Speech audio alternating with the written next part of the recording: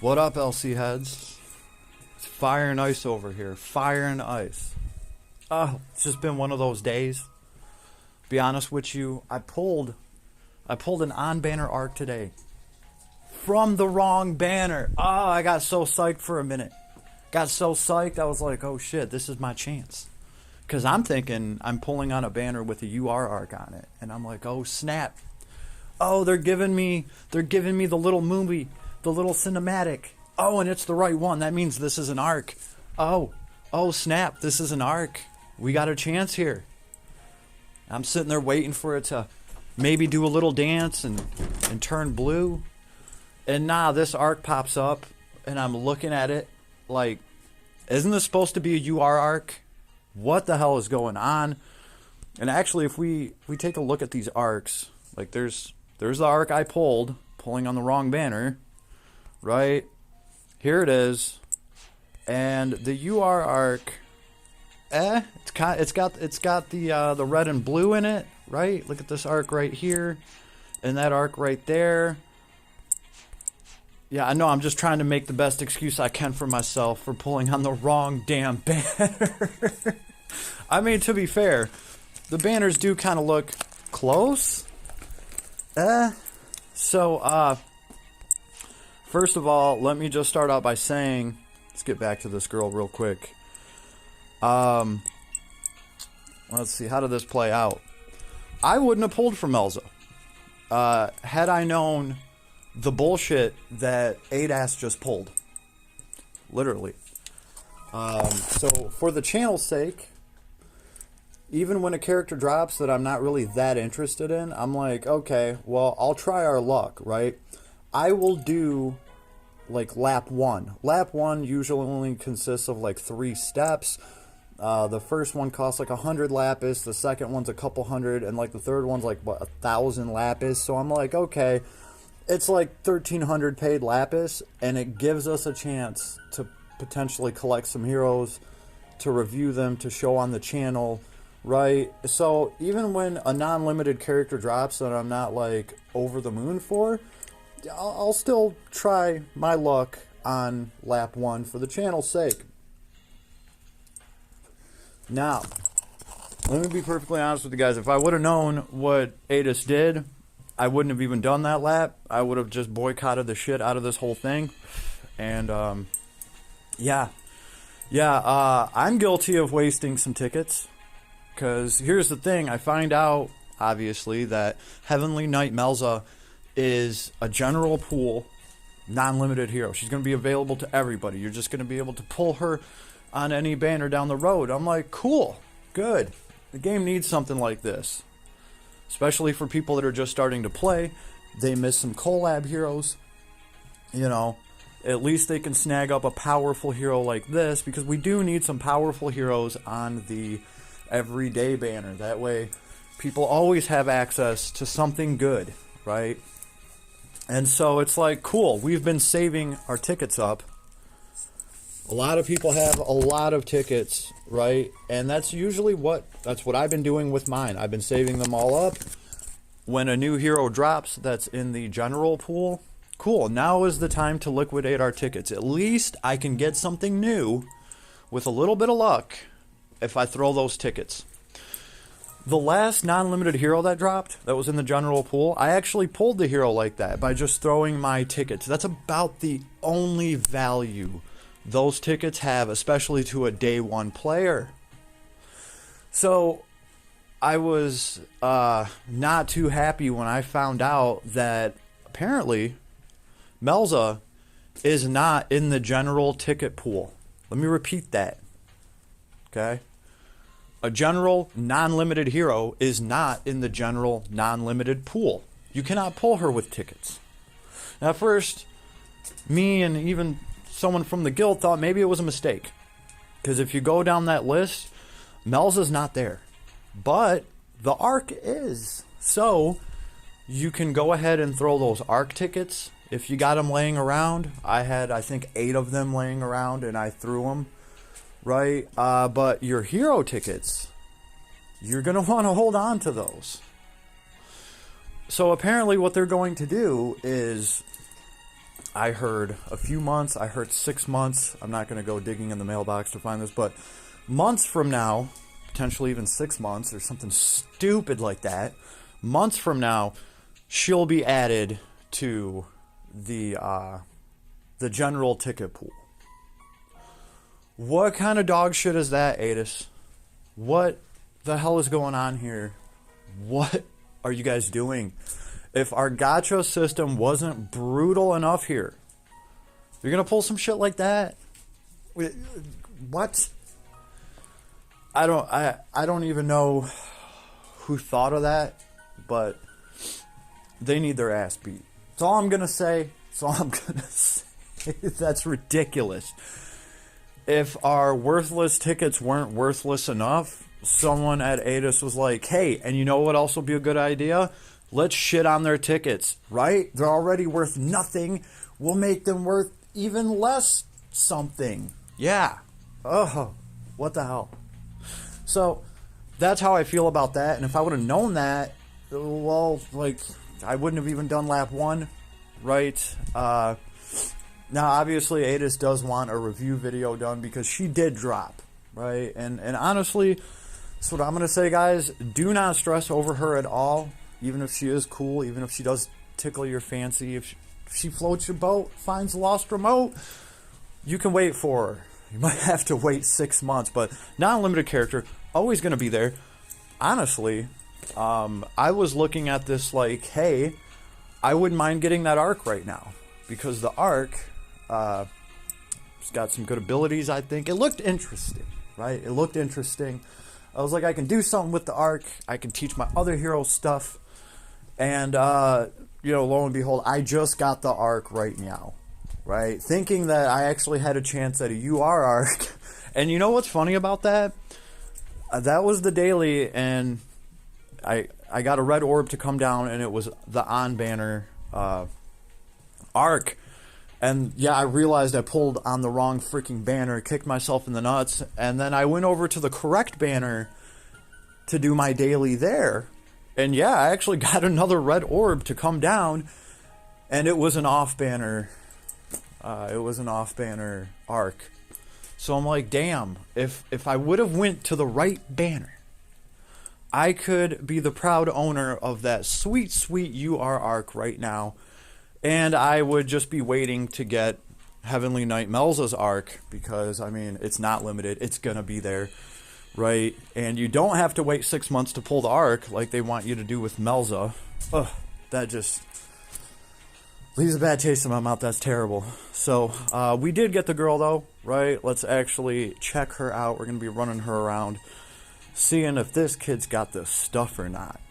Now, interesting... She is coming in hot and cold. 2 elements, fire and ice. Ice and fire, right? It's, I made the joke earlier that, when Celios and Vaughn finally got Melza into an orgy, boom, they melded.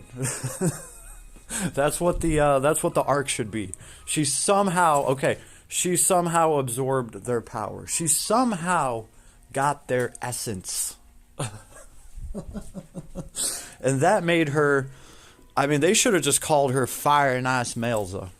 Hell, I like that with a southern twang to it. Fire and Ice Melza. I do like it. But no, they had to go with the whole Heavenly Knight thing. Whatevs. I hope she is good. Leaker, she is pretty good. Especially compared to Soul Reaper Melza and White Knight Melza. It's yeah, right. Reaper Melza looked really cool. She still looks really cool, but she ain't lit like her Scythe dough. Anyway, we're here for the Heavenly Knight variant of her. So, might as well look at her like fully built, and then I'll show you guys what I got kicking around on mine. Uh-oh, we better open the door and let the internet in. Come hither. Wench. There, see, it likes that. It likes it when I address it like that. Go back into our dirty, greedy gacha. So here's the actual arc that I was Somewhat excited about, because I thought maybe it was a UR arc. What do we have in this thing? When hit points is 50% or more, strength 35%. Cool. When hit points is less than 50%, defense and mind plus 25. When taking lethal damage, survive and recover 50% hit points. Battlestar autocast Firewall 2 and Ice Wall 2 on the unit only. You know what's cool about this? What's cool about this is the fact that it's manipulating stats, right? And for some heroes, like, oh, I don't know, the badass hero that just dropped, that's scaling off of mind and intelligence, the way that this arc, the trait is set up, it's not locked into a certain element or anything, so other characters would be able to take advantage of the strength 35%, and then when your health is down to 50%, you get defense and mind plus 25%. Well, we have heroes that scale some of their damage off of mind, like Balin. Balin can use this. He'd take advantage of the strength 35% buff, and then when he got hurt, his defense and mind would go up, and he would still get somewhat of an attack bonus off of his mind going up by 25%. So, cool. I do like that this arc is technically applicable. I really thought it was just going to be like some fire and ice thing. That, like, okay, if you're doing, like, fire damage or ice damage, might be the arc for you, but it's targeting stats, and it's not discriminating by element, right? When taking lethal damage, survive and recover 50% of hit points once per wave. Battlestar autocast Fire Wall 2 and Ice Wall 2 on unit only. That's not bad either. Like, that's really, really good. Just Firewall 2 and Ice Wall 2 against them blizzards. I mean, it is just for the unit, but, like, hey, that's substantial resistance to fire and ice. Like, yeah, I dig that, right? And the beginning of this arc trait, just playing off of stats and not locking certain heroes out because of elements or things like that. Everybody needs some good stat boosts, so, okay. You know, the arc trait was pretty cool. Actually, let's look at the reward. I haven't even seen this thing. Holy Ring of Antipodes. Fire, ice, attack damage 10%. There it is. Big surprise. Strength 67, 40 MP, 52 defense. Not bad, actually. Not bad for Melza, especially. Right? Because Melza wants things that empower fire and ice at the same time. And it's good. Here's one of her weaknesses. I'm just going to, go off the top of my head here. So we have abilities that teach, here's, 30% more to fire damage. Here's 30% more to ice damage. When you have an ice character and you give him an ice attack rise 2 or whatever, and you're getting 30% more to your ice damage, well, that's fine, because everything that ice attacker does is ice damage. So by boosting the ice damage by 30%, you're boosting his S1, his S2, and his S3 by 30%, right? Well, we have here a character whose attacks are split into 2.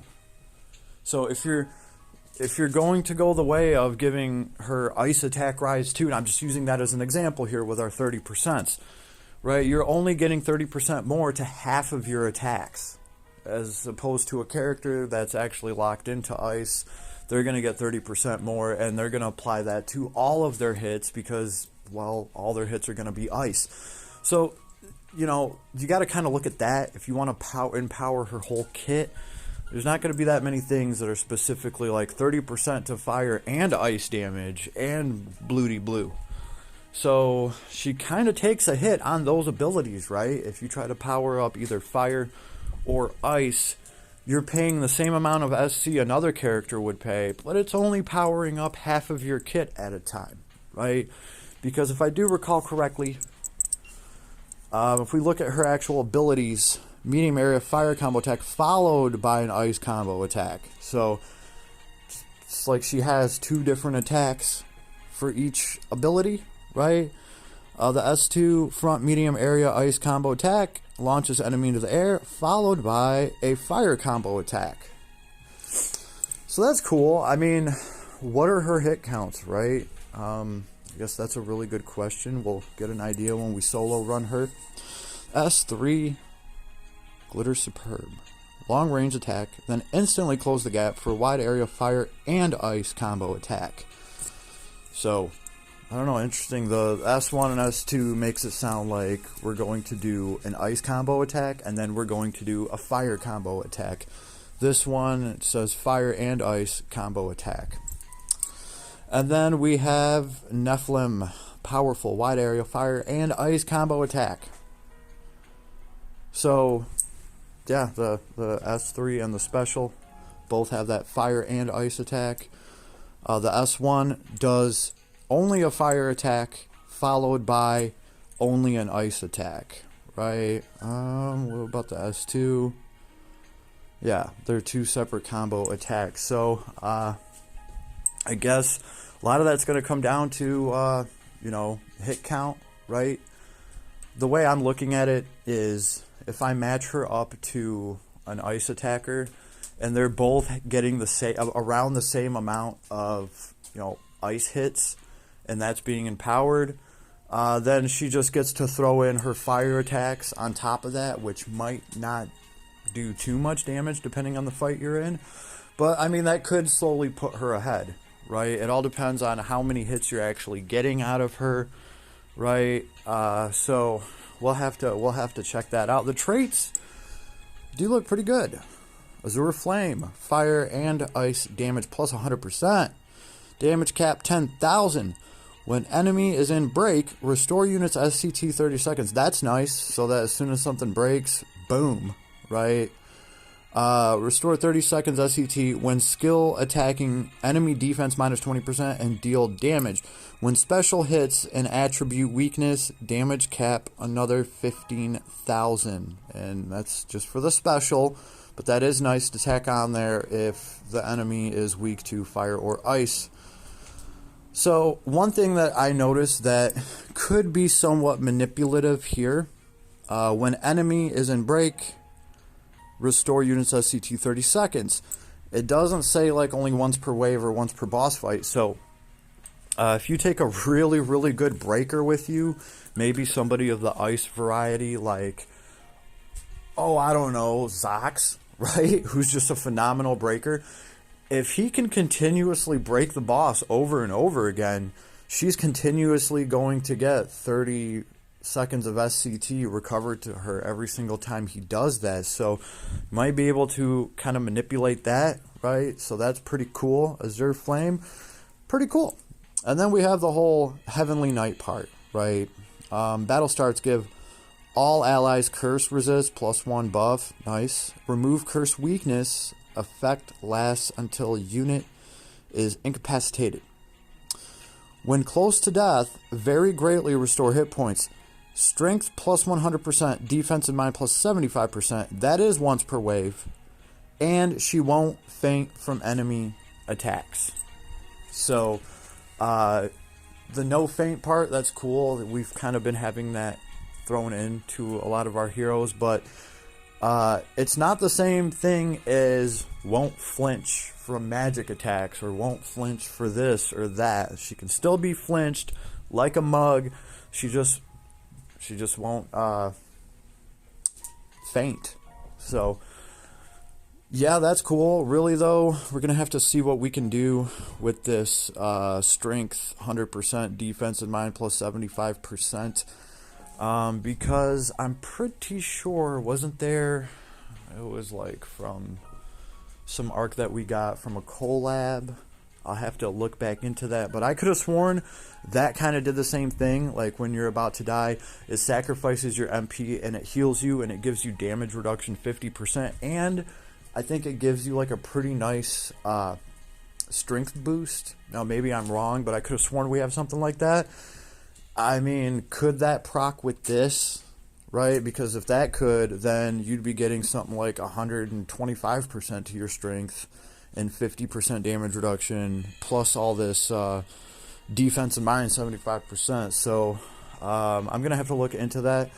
All in all, Heavenly Knight's cool. It's nothing that amazing unless you're really, really worried about getting cursed. Now, that does Give everyone on your team a +1, so I guess that's kind of cute, right? So, straightforward, nice and simple, right? She does have some major dark resistance. This girl has dark issues, right? She's weak to being silenced. She's at least resistance to blind, so that's cool. And nil on the headaches, right? So yeah, you know, here she is. Attack up max, fighting spirit. Like, fighting spirit might be new. Strength hit points 12%. No. Let's see. Divinity Buster is in here. That's awesome because that is God, Dragon, Spirit, Undead type. That is just a bunch of Slayers all in one with the special boost to go along with it. Cool. Auto haste. That saves us some SC. So this is kind of interesting right here. They gave her Fire Mega Drive. They gave her Ice Attack Rise 2 and Ice Critical Rise. So you could add Fire Critical Raise to this and just kind of like even it out a little bit. I don't know. Physical weak point boost. That's nice to have because she's going to want to play off of that and get that extra sweet 30% damage. Goddess Kiss. Of course, they're going to have to give her Goddess Kiss, which makes her very pliable with the MP. As soon as she spends that MP, she can do some basic attacks and get that MP back. So that opens up the door to things like Celestial Mass, right? Sacrifice 3 MP to only take half the physical damage that you were going to take. I think that's really good for anybody with Goddess Kiss if you want to mitigate physical damage, right? Yeah. The same thing with like Sharp Eyes, right? That's going to be eating up your MP. So like most characters that have Sharp Eyes, they're going to want Goddess Kiss to be able to recover their MP and sustain their damage. So it's nice that they have Goddess Kiss in here. Not a cheap ability. Followed by Sword Boost, Sword High Boost, Sword Mega Boost, Ultimate Boost 3. Her special looked alright. Looked like a good hit count. I will say that from the one time that I've seen it. We got Quick Trigger to start off with something. Some Indomitable Spirit. Yeah. Recover 50% hit points when surviving lethal damage. Get a skill damage plus 30% buff. That buff is nice. Of course, they did throw in Sharp Eyes already. Very nice. Chance Drive and Giant Killing 2. Giant Killing 2. The way that Giant Killing is structured, skill and special damage 20% and then some damage cap. These are the kinds of things that I would want to go for a safe bet. Right? Because when you get skill damage plus 20%, it doesn't matter what element it is. As long as you're throwing a skill, it could be 4 different elements and you'll still get 20% bonus to it. As opposed to Fire Attack Rise 2, which is only going to affect the fire side of her combos, and that's only half her stuff. So things like Giant Killing that are just giving me like a flat plus 20% applied to whatever element she throws, I'm going to be looking for stuff like that, especially with some damage cap thrown on top of that. Cool. So here's what really makes this girl interesting. Her soul abilities. So she can choose to activate either Vaughn or Celios. Let's just kind of go through some of them. Soul Blade. When no attribute regular attack hits the enemy, Soul Vaughn set, make attribute Fire. Soul Celios set, make attribute Ice. Won't change when both are set. No attribute regular attack damage plus 50%. Just in case you're using a non-limited weapon, I guess. Really, I mean. Alright, so you can set either Vaughn or Celios. Right? If you set Vaughn, your fire damage is plus 30%, damage cap 6k. When only one soul is set, triple the effect. So you're going to get 90% more damage, 18,000 more to cap if it's the only one set, right? Same thing with Celios, right? Ice damage 30%, damage cap 6,000. When only one soul is set, triple effect. That would be 90% more damage, and that would be 18,000 more damage cap. Now, I could be wrong. It does say when only one soul is set. I think you have to choose between Vaughn and Celios. These other ones, soul enhancement, I don't think that counts as a soul as far as setting a soul. I think that you get to choose one enhancement and you get to choose one soul. Or maybe it's only going to triple your effect if you don't take any soul enhancements. I'm going to have to test all that out. But with the enhancements, Steel, when set, physical damage cap to enemies weak to fire, 7,000. Celios set, so yeah, this will go hand in hand with the soul you actually set. With the Celios set, physical damage cap to enemies weak to ice, 7,000 when only one soul is set. Double effect. Yeah, soul enhanced skill. Vaughn set, break 50%, damage cap to enemies in break plus 5,000. Celios set, critical damage plus 20%. Damage cap 2,000 when only one soul is set. Double the effect. And then, of course, we have Soul Enchant. If I could click on it. So for Vaughn set, Earth damage taken minus 20%. For the Celios set, Fire damage taken minus 20%. And it's going to double the effect when only one soul is set. So you're going to want to choose between Celios or Vaughn, right? Just to double up all of those bonuses that you can. And again, all this stuff has to be tested, like the girl did just drop.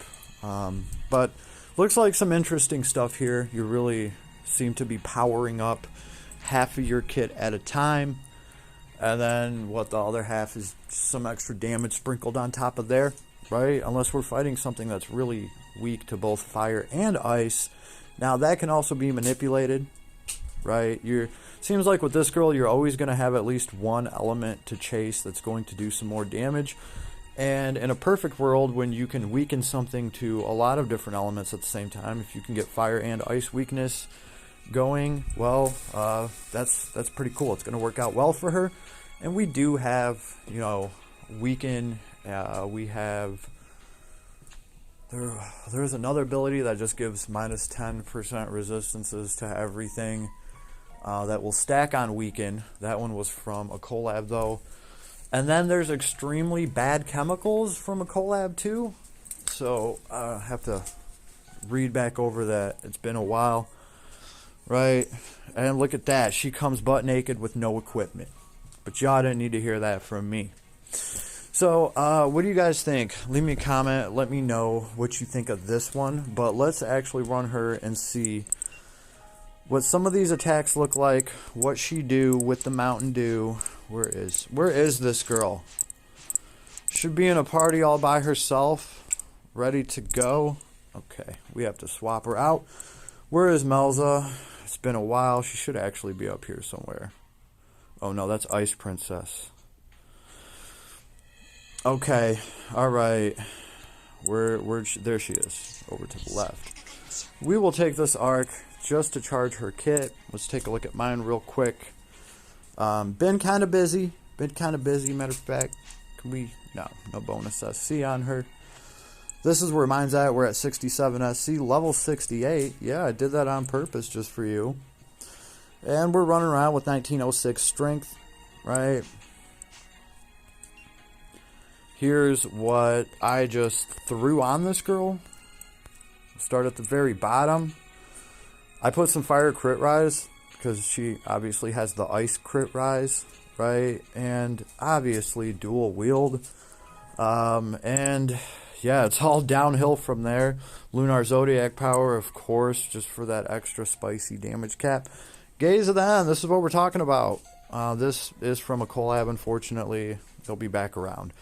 Attribute resistance for all enemies, minus 10%, and a chance to curse them. Ooh, so this is going to be minus 10 to fire and ice, right? And if somebody can throw a weaken on top of that, there's minus 20 to fire and ice. So, yeah. Haven't taken Celestial Mass yet, right? And we have Giant Killing up for grabs here. You know, that's skill and special damage to bosses plus 20%. No matter what element it is. Savage Strike. That's going to probably be the next 9 SC we spend. Matter of fact, there we go. Right, we took some Savage Strike. What else did I put on this skill? Some advanced aim vitals. Obviously, we're going to be wanting to crit. We have that ice crit rise. We have that fire crit rise. So, might as well maximize on those crits. Aim vitals. Right. Time to kick some ass. And Infernal Demons. Defense minus 10%. Subtracted amount to strength. That's how we're getting up to that sweet, sweet 1900 or wherever else she's sitting. Physical damage, healing, crit up to... does she have Proud Force already on her?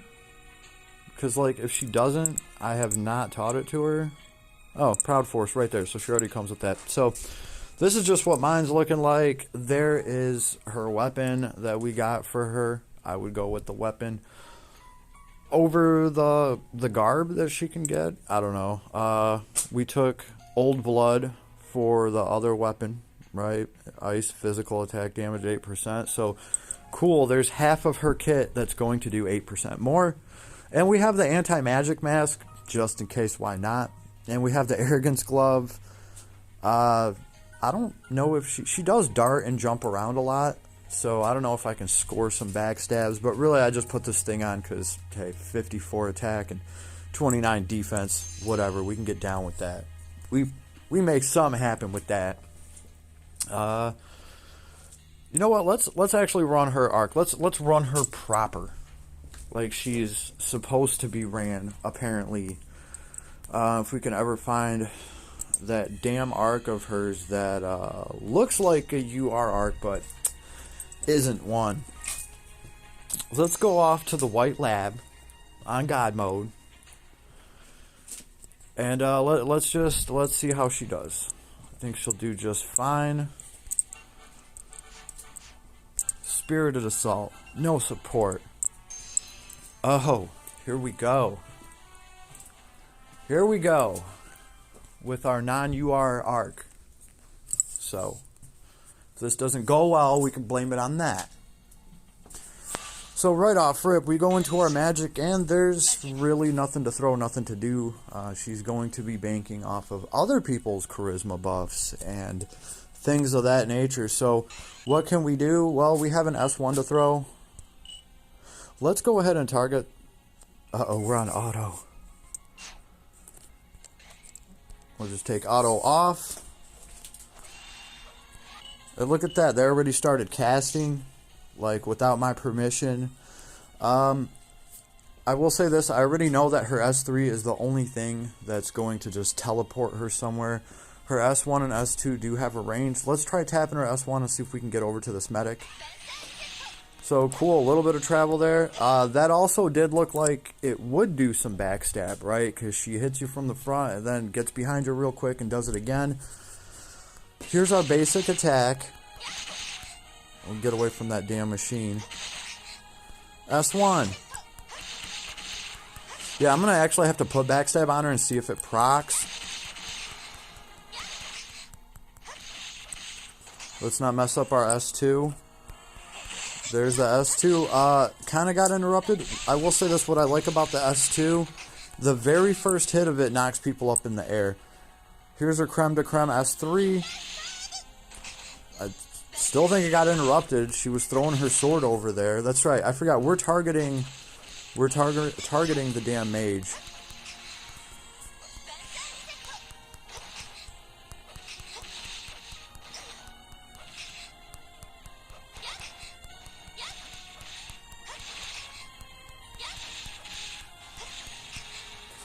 S1.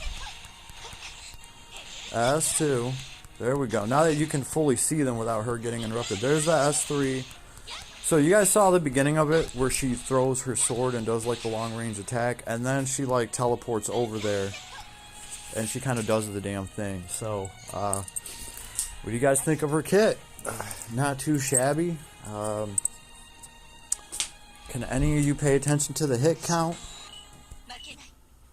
Let's go for this guy. What's the range on the S1? Oh, at least they didn't interrupt us. S1, S2, S1. And the superior officer here is almost dead. So hit him with that S3. It seems to do pretty damn good damage. Right, these things are going to have a resistance to fire and ice. 50%. So we're doing like half damage to them. This is on God mode. S2. Like I said, I do like that the very first hit of the S2 throws them up in the air decently. With a lot of heroes, they have to kind of get like halfway into their skill, and then they'll throw you up in the air. And a lot of times you can get cut off before then. So having an S2 or just the very first swing of it sends people in the air, that's useful. So we'll go with this mage. Can we reach him? There we are, getting our sweet MP back. S1 before he can cast a spell. Let's throw a special at him. The special is AoE. Thank goodness. There's Vaughn and Celios with her. That thing is pretty cool with the 2 spears. Yeah, I'm thinking pretty decent hit count. What do we get, like a 54 combo there? Let's run away and throw our S3. S2 him up in the air. By the way, here's our stats. I have a feeling that we might die here, so what we might be able to see the buff that she gets from almost dying. So our strength is 2692. We are above half health, so the arc is still giving us our 30% strength, I do believe. Yeah, 2692, so like almost 2700 strength. Oh, we do have a strength cut and a mind cut. Remember when her trait kicks in, she should, before dying, she should get like a pretty nice 75% strength buff. So we'll keep an eye out for that, because I'm sure that's going to happen, especially if we let this fool cast a bunch of spells. Oh, that interrupted our S1. S2. Throw them all up in the air. We still at 27. Oh, okay, there it goes. I'm sorry. There it goes. We are not at 27, 2,700 strength. We're now at 5,033 strength, and that's because I'm pretty sure these fools just about killed us. So now that we are at 5033, maybe, just maybe, we take advantage of some of this. Oh, that's right. We didn't bring the UR to charge our kit. So oh, we still hit him with that S1. S3. We need you to put in some work. And pretty much we will spam as much as we can while we're at that 5501 strength. Oh, we lost our strength debuff, so 5,501. But we're out of skills to throw. S2, everyone up in the air, nice. You do see the damage coming through on this stuff. And the S1 looks like it would be very highly spammable, which is great for her. Like, just going to be able to drop that back to back to back when it's all charged up, of course. And when something's faster to throw, it's harder to interrupt. Like, I think they just interrupted our S3. So, like, the S3 you're going to want to throw at a distance. Now, if we take this mage out, we might have a chance, but like, one healing spell would have made all the difference here. Oh, it interrupted the S2, though, while this bastard got away to go cast this spell. You know what? We're not playing that. Yes, we will actually use our summon here. So, I wonder if our buff is worn off. Probably.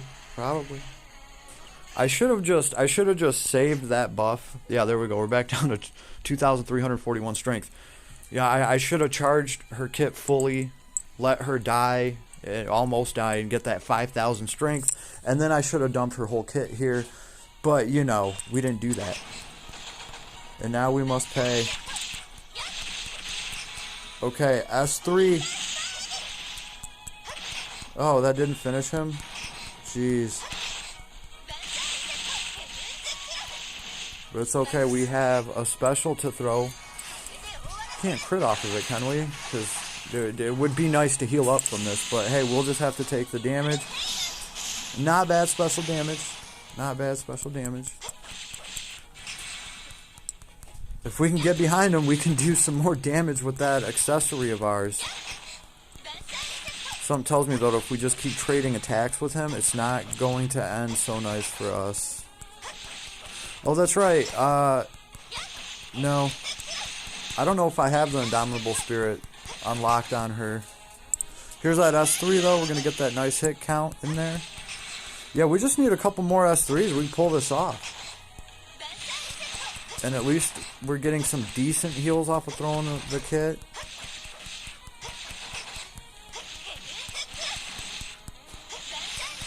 Ooh.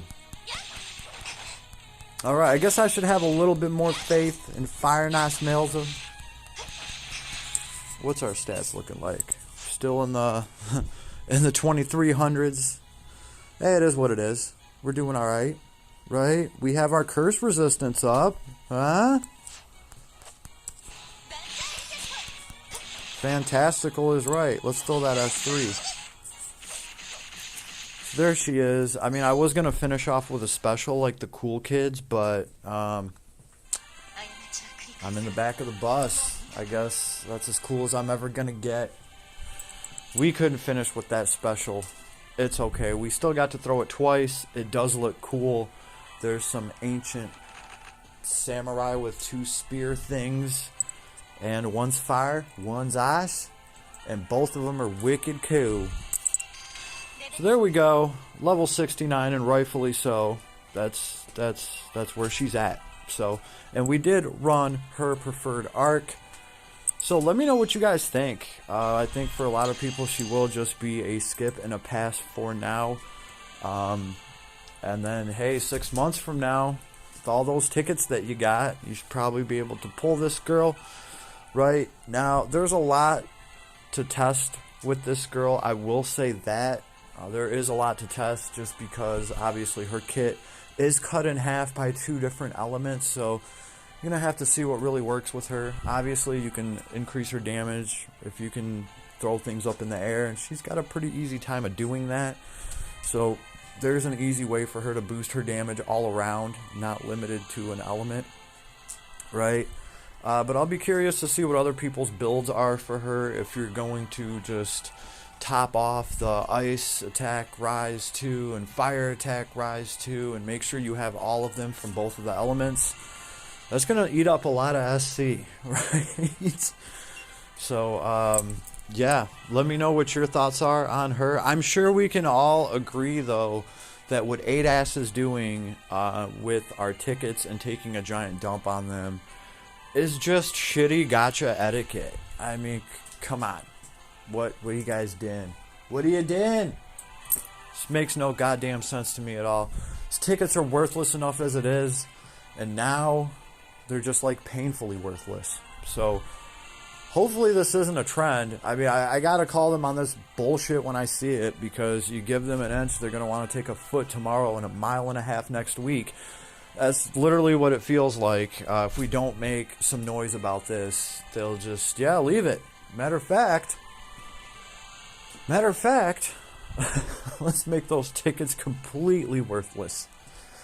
Yeah, so leave me a comment. Let me know what you think. If you agree with me that this is some bull-ass shit that they're pulling by keeping her out of the non-limited ticket banner, you know what? The best thing you can do is support me as I crusade the fight, and like, sub, share this video. If it gets enough likes, those assholes will have to see it.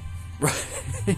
Anyway, I will see you on the flip side later, everybody, and I wish you the best of luck. Hold out. Live vicariously through me. There. We got her. She's alright. We didn't get the UR arc. Wish we would have had that instead. It's a done deal. Save for the next banner, for the next collab, and I'll see you there.